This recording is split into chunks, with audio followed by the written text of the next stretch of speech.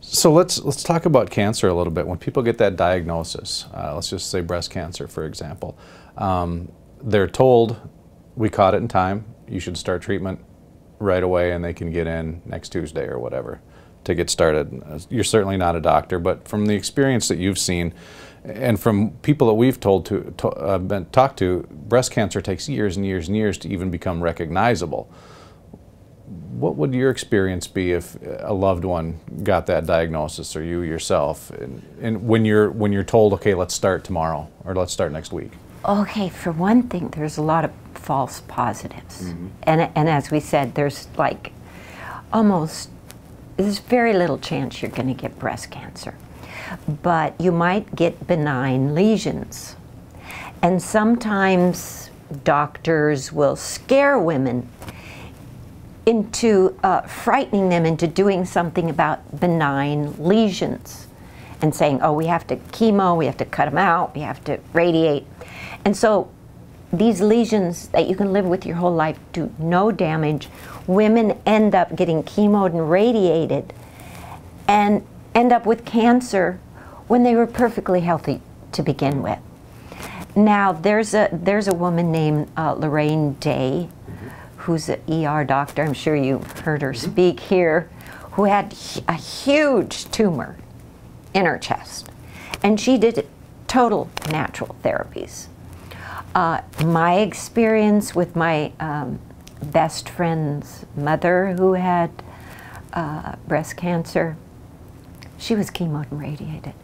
She was chemoed and radiated till it was just a mass of I don't even know how to describe it, flesh that was just not healing. It was a mess. And her daughter, my best friend, said, that's it. You know, this is not doing any good. It was killing her, and she died shortly thereafter. So my personal experience with breast cancer, or listening to people talk at the Cancer Control Society convention, has been that people who choose natural therapies end up healing their cancer, not only breast cancer, but all cancers, like my husband.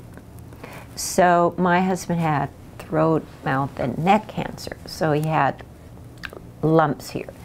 And so him not being quite as ingrained in natural healing as me, because we haven't been married that long, but he wanted it removed. Me, I wouldn't even have the surgery, but he wanted it removed. So they did. Then they said, well, you have to have chemo and radiation. He said, I can't, my wife would kill me. So I said, okay, we'll go to a naturopathic doctor, get on a regimen, blah, blah. He said, no, I just want to do it your way. So we did. Wheatgrass a few times a day, carrot juice, healthy shakes. Then this guy, an Italian who'd been eating sausage, sandwich meats, all those unhealthy things that Italians grow up eating, you know, and smoking a pipe and all this and that. He had cut that out, though. He totally changed his diet.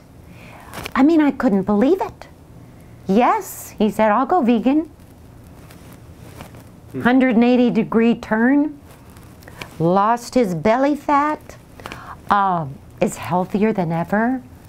And meanwhile, somebody else in the family, same thing, had surgery, decided to do radiation, which means you have to have a tube in your stomach because you can't eat through your mouth anymore. So she now is so depressed. It's very hard. This just happened, you know, a few weeks ago. It totally different. Whereas my husband, he was chomping at the bit to go out and play golf again. She just can't do anything, and she just, you know, I won't go into anything personal, but it's just such a bad thing. And we had my husband, for her to see, this is a good example of what to do. Radiation this is a bad example of what ends up happening. We don't know what's going to happen to her. We only pray that everything turns out all right. But it's such a stark contrast between the two treatments. And the ironic thing is, healthy healing and actually getting rid of the cancer and years later being healthy, that's put down by the cancer industry and the Cancer Society and Komen and the whole big pharma. Oh no, those people are quacks. People who do that even for themselves, well, they're nuts. What are they thinking? What do they know? They don't have a degree. That's so ironic.